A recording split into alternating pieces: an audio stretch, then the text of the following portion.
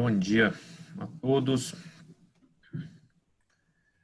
Estamos hoje mais uma live no escritório Zilvete Advogados, com a presença sempre muito estimulante do meu colega Roberto Codorniz, minha colega Marcela Cavallo, que prepararam comigo esta discussão sobre um tema que vem preocupando a gente desde quando a lei foi alterada, desde quando teve uma modificação legislativa, desde quando teve um escândalo fiscal envolvendo uma grande empresa, naquela época, de varejo de luxo, e que essa empresa de varejo praticava uma série de fraudes na importação e revenda de mercadorias no Brasil. E na esteira dessa discussão, envolvendo essa fraude, prisão de empresários e tal, e toda uma grande investigação, naquela época era um dos maiores autos de infração já escritos no histórico da Receita. Também envolveu a Secretaria da Fazenda do Estado, de alguns estados, passou na televisão, etc. Mas, no final de contas, era uma grande falcatrua que levou muito a dívida fiscal do grupo empresarial e que, no final de contas, acabou com a sua falência, sua extinção, por conta dos débitos que decorreram dessa fraude. Do ponto de vista de comércio exterior, o que chamou nossa atenção na época foi a consequência disso. Então, a consequência disso foi a elaboração de uma norma, de uma lei, equiparando o revendedor a importador. E essa equiparação gerou muitas dúvidas e também gerou muitas consequências no campo empresarial, porque a primeira discussão que existiu na sequência disso foi em função do que era uma dependência econômica. Depois dessa discussão da dependência econômica, houve uma série de debates também para montar estruturas que mitigassem os efeitos desta legislação. Então, resumindo, a revenda no Brasil, essa revenda de produtos importados, importação e revenda, passou por uma forte reformulação e, como tudo no Brasil, a patologia do sistema estimula alterações legislativas quando a gente deveria pensar no aperfeiçoamento do sistema de importação e revenda. Para importação e revenda, eu falo no ambiente mais plural, porque, é claro, essa questão veio pelo campo tributário, mas o que existia era um efeito no preço das mercadorias. Então, o que acontece? Na importação de mercadorias existe uma valoração aduaneira, e esta valoração aduaneira, historicamente, foi muito mal conduzida. Quando o Brasil começou a se ajustar ao cenário mundial, ele passou a seguir regras internacionais de valoração aduaneira, inclusive seguindo tratados internacionais sobre valoração aduaneira, sobre códigos de produtos importados. E, claro, a partir desta discussão, você passou a ter uma globalização da estrutura de comércio exterior. Isso é que fica no pano de fundo. Então, a gente tem uma globalização do comércio exterior, em que as regras são mais plurais, são mais coletivas, existem institutos que se preocupam com isso, existem organizações supranacionais que se preocupam com isso, e o Brasil não podia ficar de fora. Então, o Brasil começou a olhar mais este aspecto de valorização aduaneira, de controle de valoração aduaneira e de regras de valoração aduaneira que pudessem coibir as fraudes. Também, nessa sequência, ele se preocupou em evitar que artifícios societários fossem criados para diminuir o valor na entrada, então, que era o caso desse varejista. Então, você diminui o valor na entrada, você joga um valor muito baixo na entrada da mercadoria, recolhe impostos sobre esse valor muito baixo, e você vai passando por etapas de revenda que vão aumentando este valor para depois chegar na loja e esse valor ficar perto de um valor de mercado.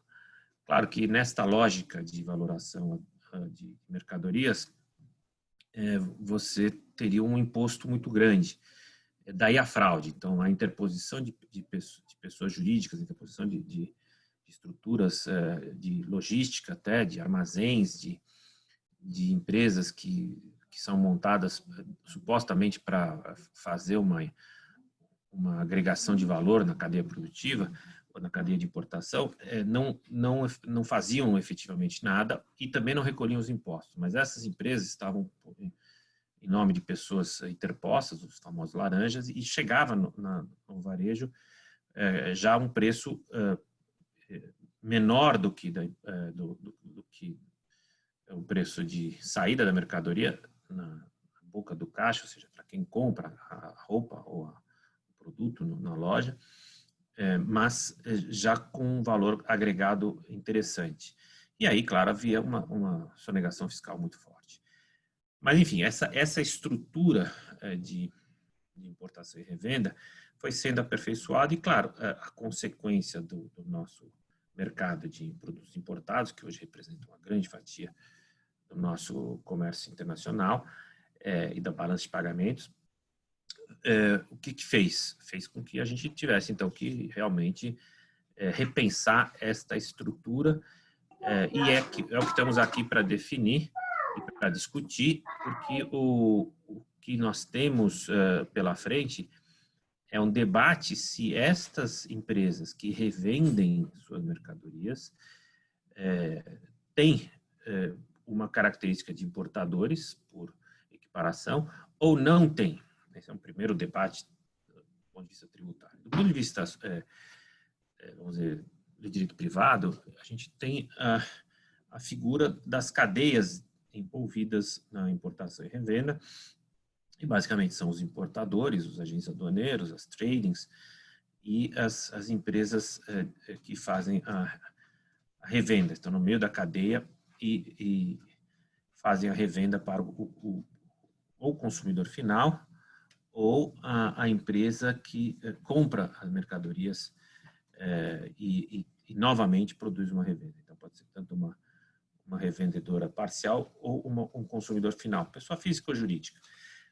E, claro, isto demanda uma série de debates e que eu quis trazer com os meus colegas para todos participarem, para a gente entender, e que, claro, representa um custo grande para a gente trabalhar, e esse custo vai precisar ser discutido aqui.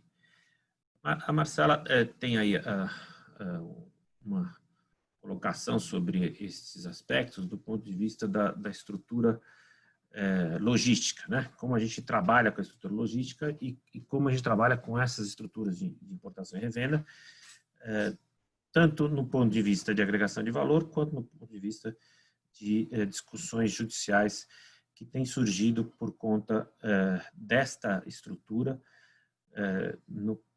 se ela é questionável ou não, se ela tem problemas entre as empresas que praticam essa importação e revenda, e se elas respondem também perante os consumidores pela estrutura que foi criada e também pelos danos que eventualmente existam na mercadoria, pelos problemas que existam nas mercadorias.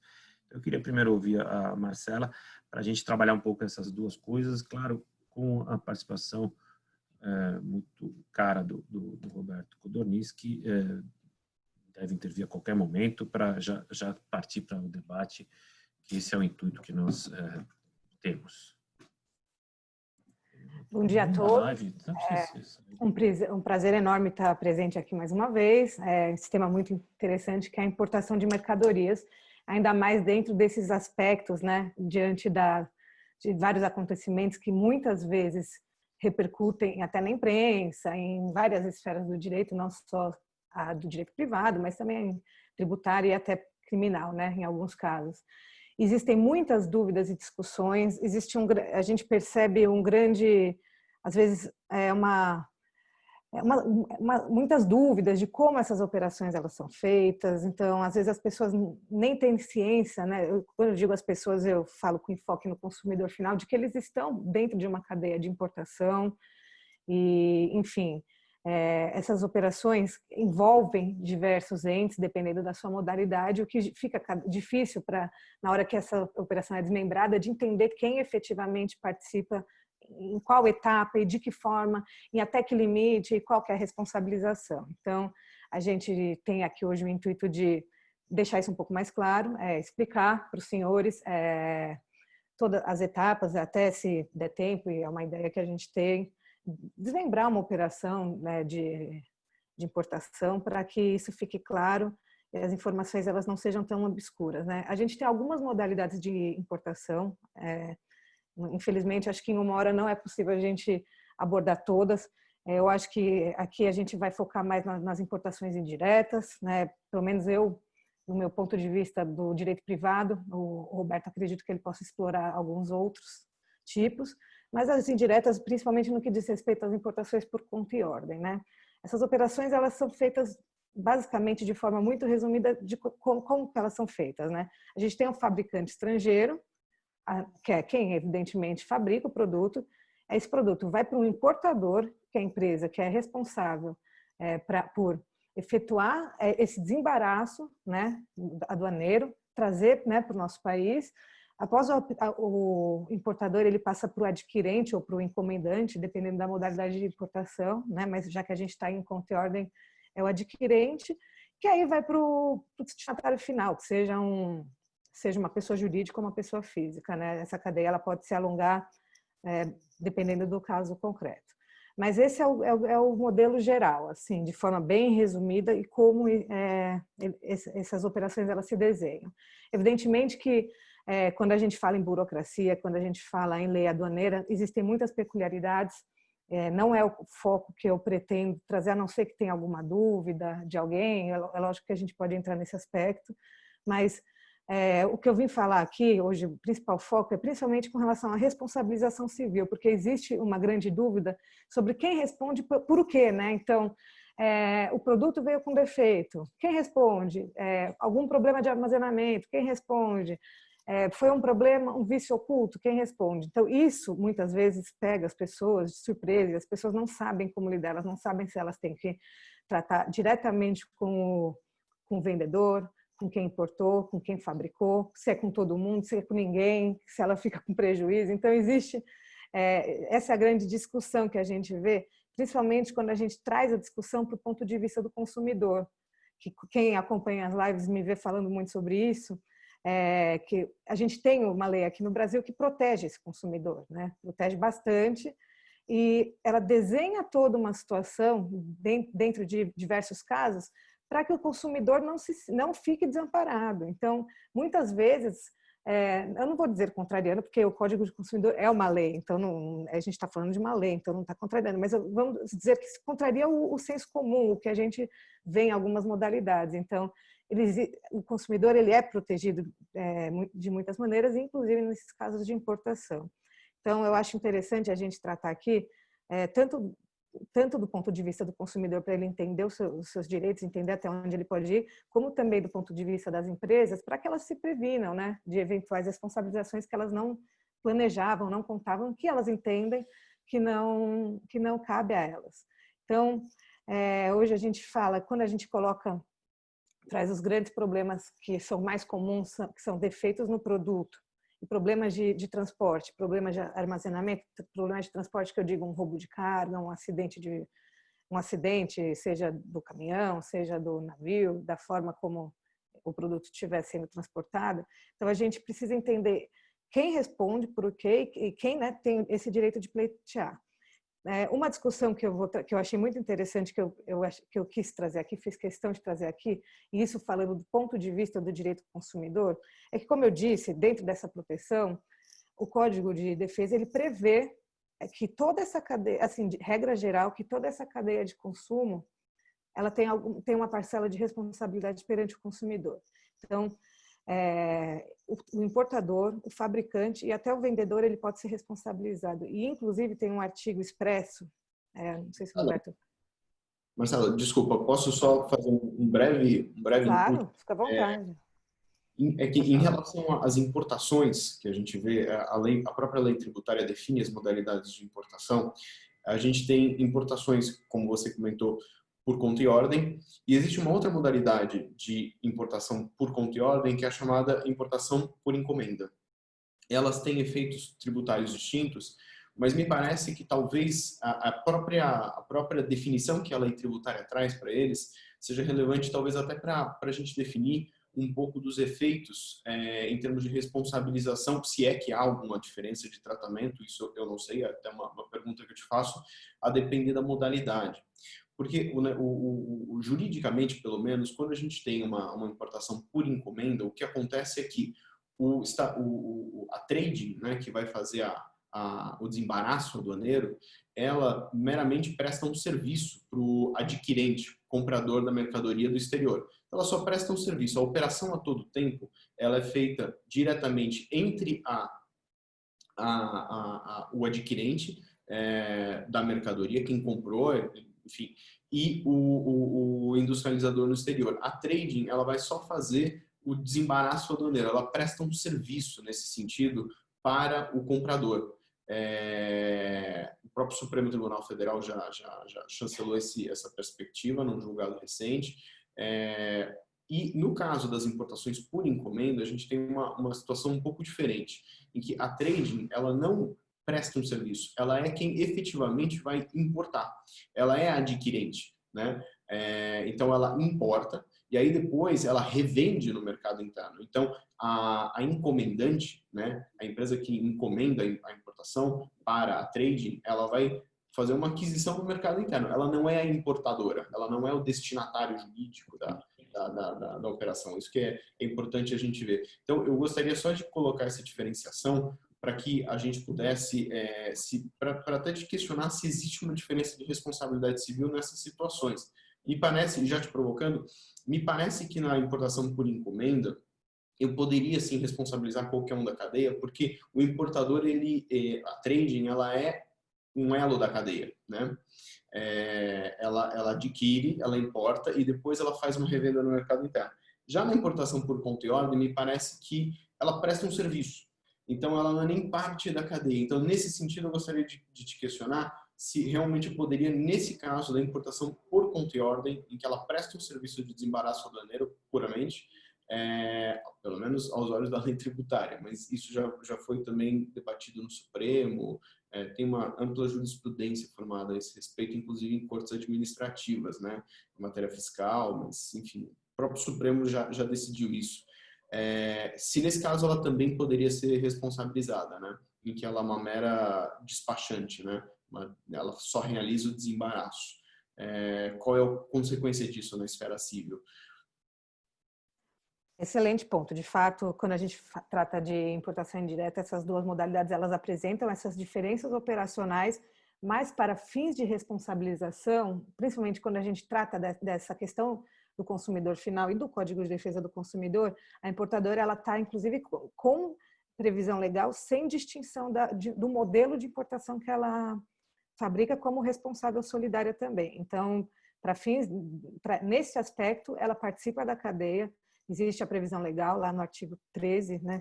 Não, é 12, é um dos incisos do 12 do Código de Defesa do Consumidor, que inclui a importadora e esse artigo ele não faz distinção da modalidade. Então, O entendimento é de que sim, independente da modalidade, se é por conta e ordem ou se é por encomenda, essa importadora ela participa assim da cadeia de consumo e ela responde juntamente com o vendedor ou com o fabricante no caso de eventual prejuízo ao consumidor final, né?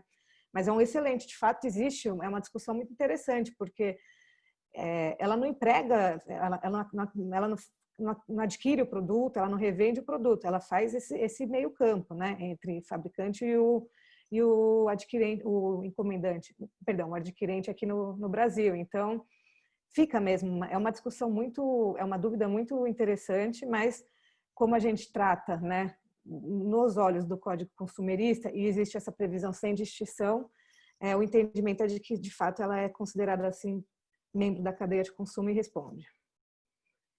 Bom, eu até acabei me esquecendo o ponto que eu estava levando, eu estava tratando, se alguém puder me lembrar, eu acho que era sobre os acórdãos do STJ, lembrei, sobre os acórdãos do STJ, nesse sentido de responsabilização e de proteção do consumidor, que muitas vezes ele nem sabe quem é a empresa que fabricou o produto dele, ele não sabe principalmente quem importou o produto dele, porque isso vem, né, na maioria dos casos, escrito nas letras miúdas da embalagem, na nota fiscal, que muitas vezes se perde. Então, fica... E aí, qual que é o grande ponto? Né? Qual que é a grande sacada da lei? Ela não pode imputar ao consumidor, ela não imputa ao consumidor essa responsabilidade de achar quem fez, quem causou o dano propriamente dito. Então, não cabe ao consumidor identificar se é um defeito de fabricação, se foi um defeito de transporte. Vamos supor que ele pega uma roupa, um exemplo bem hipotético, mas assim, uma roupa furada.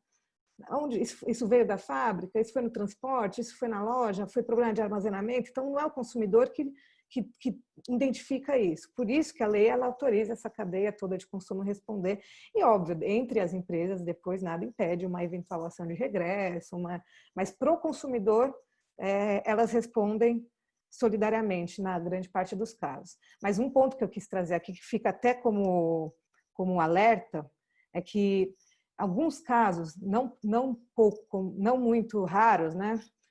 A gente tem um produto que ele tem origem de uma marca estrangeira, porém essa marca também fabrica produtos no Brasil. Existe uma empresa brasileira que se usa desse prestígio, deste nome, mas o produto adquirido ele é um produto estrangeiro. Quando o consumidor ele se vê dentro dessa situação em que ele precisa acionar judicialmente essa empresa, muitas vezes o que ele faz? Ele aciona a empresa brasileira ao invés de acionar a empresa estrangeira, às vezes por falta de conhecimento, né, o que a gente chama da teoria da aparência.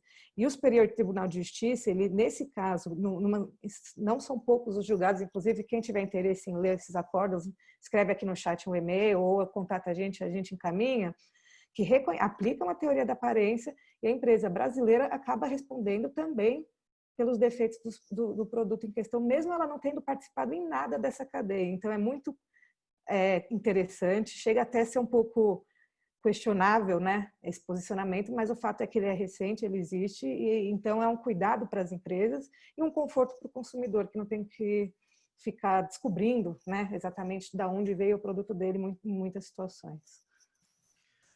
Bom, muito bom. Do ponto de vista de responsabilidade, é importante essa colocação jurisprudencial que a Marcela traz, a gente perceber que não importa a estrutura que seja escolhida, se é por conta e ordem, por encomenda, ou mesmo que a própria empresa assuma todas essas cadeias de importação, fazendo ela a importação e revenda da mercadoria, como temos alguns clientes fazem se incumbem de toda a cadeia de importação e revenda, a responsabilidade acaba caindo sobre toda a cadeia, pelo que a Marcela explicou para a gente da jurisprudência, de modo que o custo desta estrutura recai sobre o produto importado. Então, quando a gente estranha que um produto importado custa tanto, não é só por conta dos impostos. Lógico que os impostos cascata, os impostos não recuperáveis e os impostos recuperáveis são todos transladáveis para o consumo.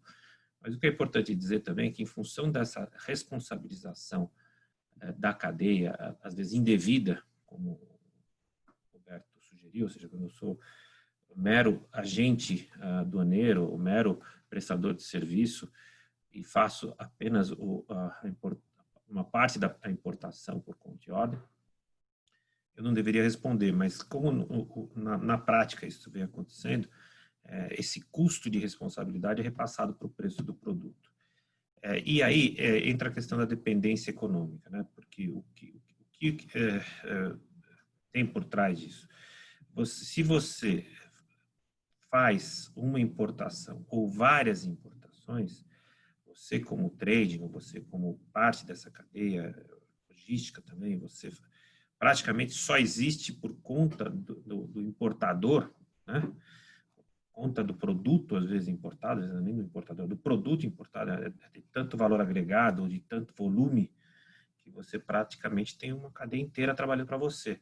Então, essa dependência econômica faz com que eles sejam entendidos como uma pessoa só, ou como um grupo só, tanto para a responsabilização no campo privado, quanto para a responsabilização no campo tributário. Claro que aqui tem uma polêmica que eu acho muito importante entrar, porque aí entra, é o cerne do nosso debate, né? Que olha, escuta, em que pé está esse negócio? Como é que está essa questão? Está no Supremo, está uma discussão que ainda não foi definida no Supremo, sobre o que é a operação de importação e revenda, em que medida os revendedores devem contar com essa posição do Supremo, relaxando a ideia de importador por equiparação ou assumindo a ideia de importação por equiparação. Aqui eu queria ouvir o Roberto, porque essa é uma colocação importante que influencia toda a estrutura de importação e revenda, toda a estrutura de varejo, que aqui a gente precisa pensar bem como lidar com isso. Roberto, estou com você agora. Claro. Bom, obrigado por passar a palavra, Fernando. Bom, então, em relação às operações, né, a equiparação, né, do revendedor a um estabelecimento industrial e tudo mais, a gente tem hoje uma discussão muito ampla quanto à constitucionalidade da incidência do IPI nas operações de revenda. O que acontece? Quando a empresa ela é uma importadora e mera revendedora de mercadorias no mercado interno, ou seja, ela não industrializa, ela não está comprando um insumo para depois fazer uma posterior operação de industrialização, ela compra algo pronto, uma mercadoria pronta, ela não faz acondicionamento, ela não aperfeiçoa, não faz nada que a legislação interprete como, que a legislação diga que é uma operação de industrialização. Então, o que acontece? Nesse caso, toda empresa, e na verdade toda pessoa que realize uma operação de importação, ainda que não eventual, ela está sujeita a pagar IPI na importação. Então, como se fosse um dos tributos aduaneiros, né, que acaba incidindo aí na operação, junto com ICMS, imposto de importação, PIS/COFINS de importação e por aí vai. No entanto, as empresas que importam e revendem, elas, por praticarem, pelo menos é o que a legislação estabelece, por praticarem uma operação de revenda de um produto industrializado, elas são equiparadas no estabelecimento industrial para fins de incidência novamente do IPI. Então, nesse sentido, a empresa acaba sofrendo uma dupla imposição de IPI. Então, ela acaba pagando IPI, primeiro, na importação da mercadoria, todos devem, isso daí é até uma forma. Por que se paga IPI na importação, né? Se paga IPI na importação para que você dê ao produto importado o mesmo tratamento que você dá ao produto nacional, para que o produto importado ele não tenha uma desoneração em relação ao produto nacional. Porque quando o país exporta para o Brasil, ele desonera. Assim é o princípio do destino no comércio internacional. Assim como quando o Brasil exporta, o Brasil deve desonerar, não incide ICMS, IPI, etc. e tal. Os outros países adotam isso como prática, como forma de fortalecer o seu produto no mercado de destino. Então o Brasil também faz isso. Só que o Brasil submete o produto a uma segunda imposição na revenda, mesmo sem ter uma operação de industrialização. Essa discussão, ela está hoje no Supremo, ainda não há um placar sobre isso, mas é uma tese que vem sendo adotada, vem sendo patrocinada aí em defesa do contribuinte, simplesmente pautada nos argumentos de que o IPI é o imposto que incide sobre a industrialização. Então, se ele tem como como premissa, né, a operação de industrialização, e nesse caso, numa hipótese de mera revenda, eu não tenho industrialização, eu não tenho, digamos assim, o suporte, eu não consigo preencher essa premissa para que haja incidência do IPI. Então, eu não tenho a ocorrência do fato gerador do IPI propriamente, né? Então, esse aqui só fazer um acréscimo. O IPI, quando a gente fala imposto de importação, imposto de industrialização, aqui o IPI também está colocado na importação como um imposto de importação. Né? Então, é um imposto de importação, até reconhecido pelo Supremo, como o Roberto já mencionou. Então, você tem um imposto de importação que tem um nome de industrialização e ele é cobrado na entrada da mercadoria no Brasil. Este imposto de importação, com o nome de industrialização, na hora que você traz a mercadoria e faz alguma agregação de valor, eu vou dar um exemplo claro, né? Você importa um relógio e você põe na caixinha e você põe lá coroa, põe às vezes um outro adereço, né? Uma cor, uma pulseira, né? Esta operação, muitas vezes feita em zonas de tributação franca, como Manaus e outros lugares também, que você tem um benefício fiscal como a Sudenes, né? Você faz uma agregação, você reembala, você segmenta, você empacota. Nessas operações são consideradas de agregação de valor, consequentemente sujeitas ao IPI, aí o imposto de produtos industrializados. E como o Roberto disse, quando eu só importo a roupa, como ela já deu sinal, eu importo a roupa e revendo, ou seja, eu estou importando a mesma camisa e revendendo.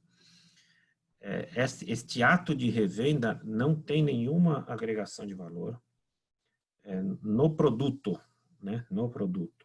Esta agregação de valor não é feita etiqueta, a etiqueta não vale como agregação de valor, não é feita uma estampa específica, aí se fosse feita uma nova estampa ou uma agregação de estampa seria industrialização.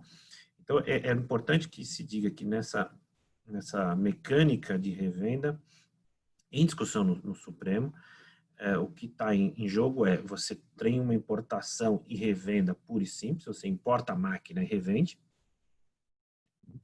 e aí você tem que destacar na nota o IPI. E esse destaque da nota, e você virar contribuinte de IPI, te gera um custo que você não tem como repassar. Desculpa, não tem como recuperar, você tem como repassar no preço. Né? Só que depende da tua condição de repasse do preço. E essa é a grande discussão do varejo hoje, que é a provocação que eu volto para o Roberto. Assim, se eu consigo repassar o custo de importação, todo esse custo de consumidor, de efeito, de estrutura logística que a Marcela apontou, ok, preço, vira preço, o produto fica caro e tudo bem. Mas o que está em jogo hoje é que muitas vezes eu não consigo repassar isso, principalmente a carga tributária. E mais, eu não tenho relação com esse imposto. Esse é o ponto que eu volto a provocar o Roberto. Eu não tenho relação nenhuma com esse imposto. Quem tem que pagar o imposto de importação, o IPI, é o importador. Ok, eu sou importador, então já paguei isto, eu coloco todo esse custo na mercadoria. Agora, quando eu mando para o varejo, mando para a loja, eu revendo isso aqui para a loja, na saída eu tenho que pagar IPI.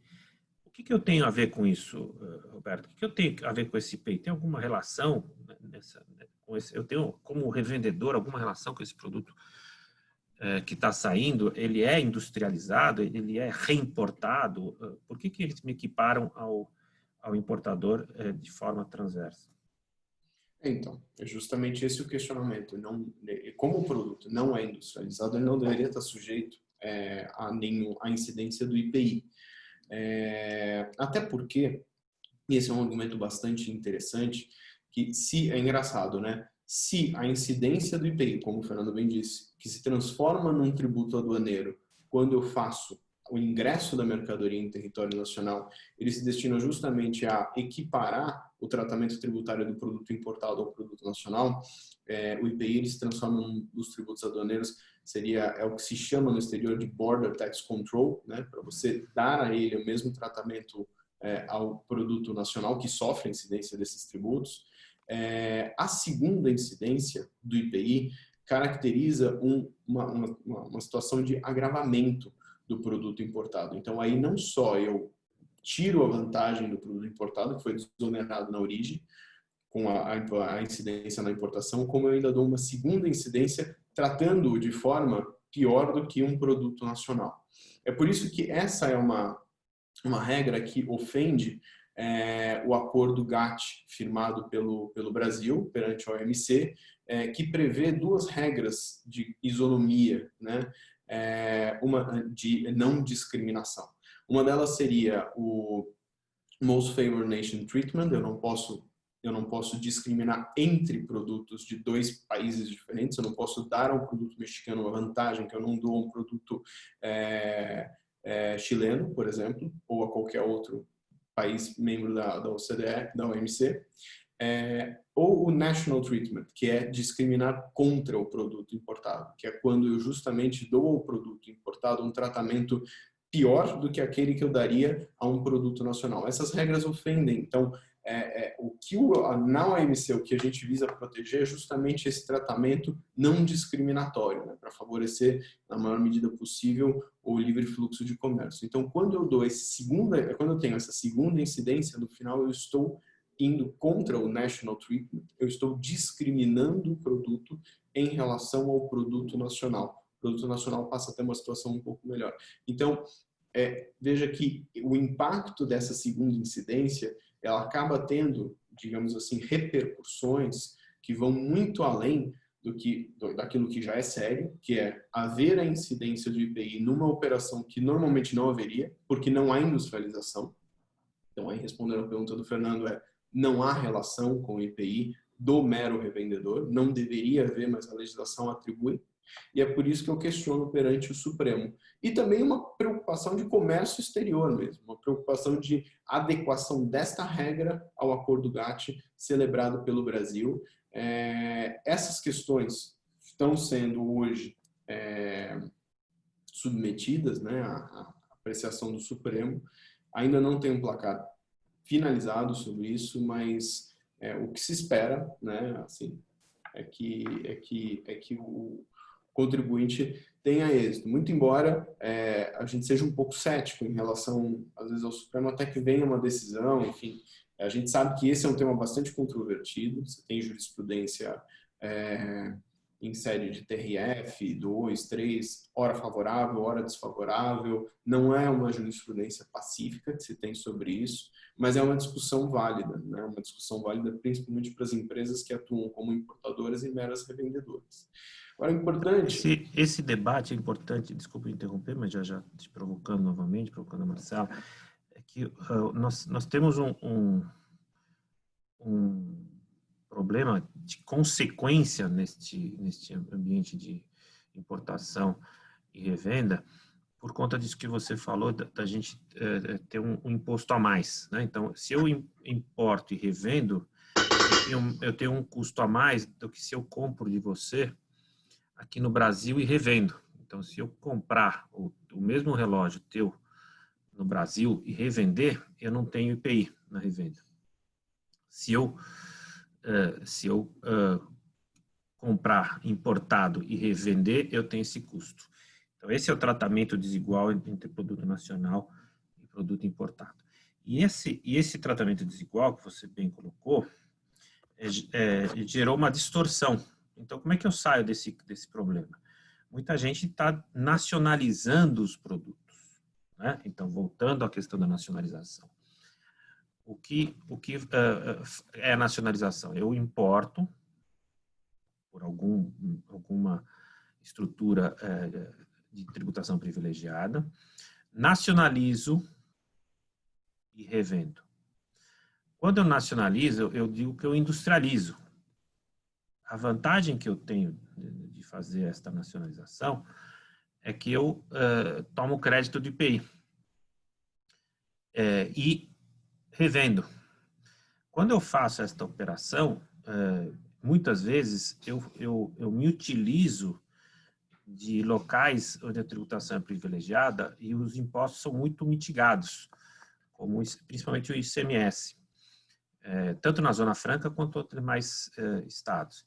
E aí vem a questão da fraude, porque o caso que a gente mencionou, que foi dessa grande loja de departamentos, que já faliu, ela tinha uma suposta nacionalização fraudulenta, que dava.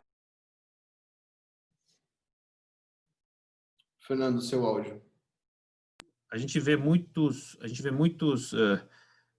importadores fazendo maquiagem. E nesta maquiagem, eles agregam um valor mínimo, como se outro produto fosse, quando de fato não é. E aí entram numa área de problemas, numa área de fraude, que quando é descoberta, claro, resulta numa responsabilização tributária bem pior e que hoje vem condenando os empresários em sequência, até com esse precedente do Supremo sobre a responsabilidade dos contribuintes pelo imposto final cobrado do consumidor. Então, eu queria que a gente caminhasse para essa questão polêmica, para essa discussão que você colocou, Roberto. Ok, eu não industrializo, eu tenho esse debate no Supremo, tudo bem que a gente não sabe como vai acabar, mas hoje eu tenho um custo nessa revenda. O meu concorrente faz uma nacionalização maquiada, né? E não tem esse custo. Eu posso dizer que tem uma concorrência desleal, tem uma quebra concorrencial, eu posso reclamar, como tem, às vezes, alguns debates aí entre o mundo empresarial, eu posso reclamar que tem um caso de trust aí que eu posso discutir no âmbito do Ministério da Economia, no CAD, eu posso fazer uma discussão como essa, porque eu estou notando que eu tenho um problema. Eu que faço tudo direitinho, tem um custo grande. O meu concorrente que está fazendo maquiagem tem um custo menor que eu. E ele tem aí vem ganhando mercado no meu varejo, porque a rentabilidade, a margem de lucro é muito baixa. Quem ganha um 5% ganha muito. Quem ganha 10%, então, me tira do mercado. Como fica isso, Roberto? Então, de fato, é uma questão concorrencial, né? Mas a gente não pode... Assim, a verdade pelo exemplo que você comentou, em muitos casos, se envolve uma fraude. Se envolve uma fraude, é uma questão... Essas empresas estão sujeitas, evidentemente, a serem autuadas pelo fisco, né? É claro que questões concorrenciais na ordem tributária, a gente tem várias, né? A gente pode ter muito produto contrabandeado sendo vendido aqui. Só para dar um exemplo, em se tratando de cigarros, me parece que os dados hoje oficiais dizem que mais da metade dos cigarros vendidos no Brasil são objetos de contrabando. Então, evidentemente, existe uma questão concorrencial muito grande. O CAD, há muitos anos atrás, ele já reconhecia que o CAD, só para informar a todos aqui, ele é um órgão responsável por controle de estruturas, né? Controle de atos de concentração em relação a fusões, aquisições, isso vai ter uma concentração de mercado, e também infrações à ordem econômica, como cartéis e sei lá, concorrência desleal e por aí vai. O CAD, no entanto, ele não atua como um órgão validador de benefícios fiscais. Ele não tem essa competência. Mas não é como, por exemplo, na União Europeia, em que a Comissão Europeia ela tem a função de fazer o controle de ajudas de Estado no seio do mercado comum, não é? O CAD não tem essa competência alargada. Mas o CAD, no entanto, ele já reconheceu em vários estudos e pareceres que ele fez que a questão tributária ela tem um impacto concorrencial inegável. Tem uma consulta, se eu não me engano, número 99, de muitos anos atrás, em que esse estudo tinha por foco benefícios fiscais de ICMS. Né? Então, evidentemente, uma empresa que tem um benefício e a outra não tem, ou se aproveita desse benefício por meio de guerra fiscal, às vezes em condições assim que beiram a ilegalidade, enfim, situações que o Supremo já rechaçou e tudo mais, elas têm é evidente, você diminui o custo tributário da empresa e você alavanca ela concorrencialmente. Então, evidentemente, essa é uma questão muito preocupante. Mas, assim, isso, se for objeto de uma fraude, não de um benefício fiscal regularmente concedido, etc. e tal, evidentemente, a empresa está sujeita a uma fiscalização e a ser duramente autuada por isso, né? Se houver uma fraude nesse esquema, enfim, qualquer coisa do tipo. Eu gostaria só de, nesses momentos finais da minha fala, falar um pouquinho para vocês, retomando um pouquinho do que a Marcela havia comentado anteriormente, sobre as modalidades de importação, por encomenda e conta e ordem. Acho um debate, bastante importante, porque essa é uma questão que tem gerado um contencioso administrativo na esfera do TIT, é uma questão que vira e mexe, vai e volta, né? A Marcela disse, pelo menos do ponto de vista civil, a responsabilização poderia se dar em relação tanto, isso a despeito de ser uma importação por encomenda ou por conta e ordem, eu poderia responsabilizar todos os elos da cadeia, né? No direito tributário é coisa um pouco diferente, né, para definir responsabilidade, para definir quem vai pagar o ICMS e tudo mais. Numa importação por conta e ordem, o que a gente tem é uma situação em que o real importador, isso já foi chancelado pelo Supremo, a gente tem protocolos estaduais entre estados que estabelecem essa repartição, esse entendimento e tudo mais. O importador, de fato, é aquele que compra a mercadoria, é basicamente aquele que demanda ao despachante aduaneiro para que seja feita o desembaraço das suas importações. Então, nesse sentido, o imposto é devido no estado daquele que compra, daquele que efetua a operação. Aliás, a operação é vista como a todo momento ocorrendo diretamente entre o comprador e o exportador. O despachante aduaneiro, a trading nesse caso, ela figura meramente como uma despachante aduaneira, ela simplesmente presta um serviço para o comprador dessas mercadorias. Então, o local, o sujeito ativo, né, quem vai cobrar o imposto é o local do comprador dessas mercadorias.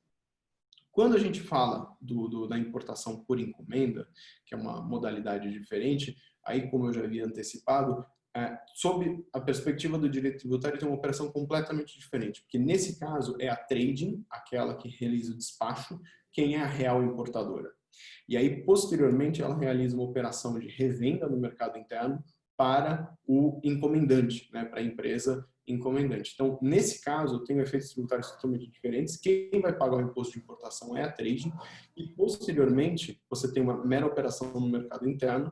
O adquirente, o encomendante, ele vai ter o direito de tomar crédito, inclusive na operação de revenda entre a trading e ele. Essas categorias, o debate veio à tona principalmente pela interpretação do conceito que a Constituição teria utilizado, né, ao definir a incidência do ICMS na importação, né? E aí eles definiram que, no caso, o foco, né, da discussão há de ser sempre o destinatário jurídico das mercadorias. E aí definiu-se que o destinatário jurídico das mercadorias variaria de acordo com a modalidade da importação, se é por encomenda ou se é por conta e ordem, nos termos que eu falei. O que aconteceu ao longo do tempo, e é importante até alertá-los, né, é que os elementos que se utilizavam, digamos assim, para você definir uma categoria e outra, eles foram pouco a pouco, eles eram bastante fáceis de você determinar, né? Com o tempo, eles passaram a não ser tão fáceis. Isso porque, em um primeiro momento, se a gente analisar, por exemplo, o protocolo celebrado entre São Paulo, Espírito Santo, Distrito Federal número 23 de 2009, assim como que também serve para guiar as operações de importação entre São Paulo e outros estados, a gente vê lá que fica bastante claro, né? Numa importação por encomenda, os recursos utilizados na importação são do importador, são da trading, eu não posso antecipar valores, a trading tem que possuir um armazém próprio para estocar essas mercadorias e tudo mais. Enfim, os critérios eram basicamente esses, além de, claro, eu ter que refletir nos livros contábeis, notas fiscais, essa natureza de operação, se for uma importação por encomenda, né? Agora, com o passar do tempo, a gente vê que esses critérios foram se afrouxando um pouco, né? Que separavam a linha do que é uma importação por encomenda do que é uma importação por conta e ordem. Então, a gente vê, por exemplo, que recentemente, bom, só para dizer, a legislação estadual, ela sempre bebe água na legislação federal. Então, a legislação federal é quem define as categorias, né? O que é uma importação, o que é uma modalidade de importação e o que é a outra. Então, eles sempre se referiram, digamos assim, às instruções normativas, às leis federais, etc. e tal.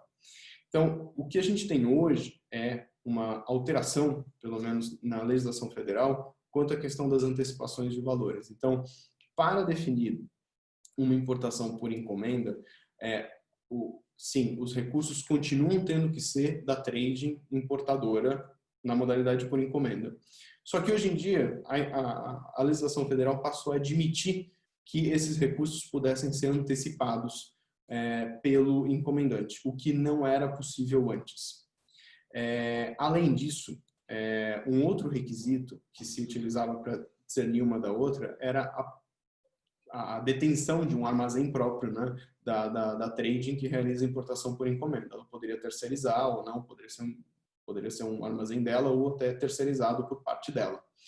Só que mesmo esse requisito também o Supremo Tribunal Federal acabou recentemente flexibilizando num julgado que a gente pode até dividir com vocês, que é recente, agora de 2020. Então, apesar de essas categorias continuarem bastante sólidas, né, dos efeitos tributários de uma importação por conta e ordem e uma importação por encomenda, o que a gente tem hoje em dia é que os elementos que qualificam ela, que comprovam o que é uma e o que é outra, se tornaram um pouco mais, não tão claros assim. A linha divisória já não é mais tão clara assim, mas o entendimento permanece. O entendimento permanece sempre que eu trato de uma importação por encomenda, eu tenho o sujeito, quem vai cobrar o tributo é o local da trading, e uma importação por conta e ordem é sempre o local do comprador, né? Então, se São Paulo pede para uma trading comprar, fazer o desembaraço aduaneiro, numa importação por conta e ordem, é em São Paulo que eu vou recolher o ICMS importação.